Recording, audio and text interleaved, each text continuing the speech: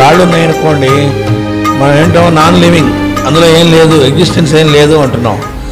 కానీ అందులో కూడా వాళ్ళు ఎగ్జిస్టెన్స్ ఉండి కూడా లేనట్టుగా ఉండటం అనేది జరిగిందని చెప్పారు. శాసనములు అసనములు అని చెప్పి. భాగవతంలో మన తర్వాత వస్తాయి ఇవన్నీ. ఈ దేవతలు అనేటువంటి వాళ్ళు ఎన్ని రకాల వాళ్ళు, వాళ్ళంటే ఏమిటి, అగ్నిశ్వాతులు బర్హిషతులు అని 2 రకాల దేవతలు ఉంటారు. అందులో అగ్నిశ్వాతులు అనేటువంటి వాళ్ళనమాట. అందుకని వాళ్ళ వల్లనే మన నిర్జీవంలా కనిపించేటువంటి రాళ్ళు రప్పలు ఇవన్నీ వాళ్ళ వల్ల.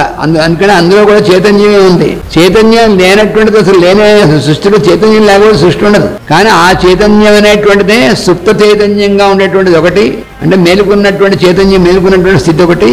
ఆ చైతన్యం అనేటువంటిది ఉండి కూడా అది మేలుకోనట్లుగా ఉన్నటువంటి స్థితి ఒకటి, అంతేగాని మేలుకోనట్లుగా ఉన్నది.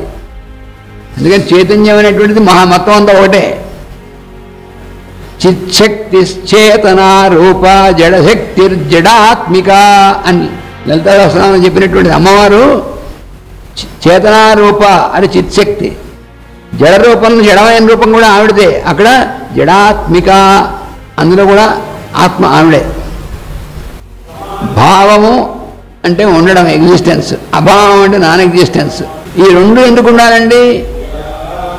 ఎగ్జిస్టెన్స్ నాన్ ఎగ్జిస్టెన్స్ రెండు ఎందుకంటే ఈ జంటగా ఉండడం వల్లే అసలు మన ఎగ్జిస్టెన్స్ అనేటువంటిది ఇది అవుతుంది. సత్యంచ అనృతంచ సత్యమభవత్. ఎగ్జిస్టెన్స్ నాన్ ఎగ్జిస్టెన్స్ అనేటువంటిది ఈ రెండు ఆల్టర్నేట్గా ఉండడం వల్లే మనకు ఉండడం ఏర్పడుతుంది, లేకపోతే ఉండవు.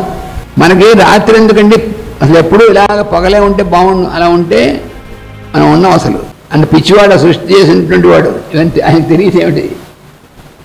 మనం పగలు రాత్రి అహోరాత్రం రెండు పర్యాయంగా అంటే ఆల్టర్నేట్గా జరుగుతూ ఉంటేనే మన జీవితం అనేటువంటిది, కాలం అనేటువంటిది జరుగుతుంది, జీవితం అనేటువంటిది ఇవన్నీ జరుగుతాయి, లేకపోతే ఏమి ఉండదు.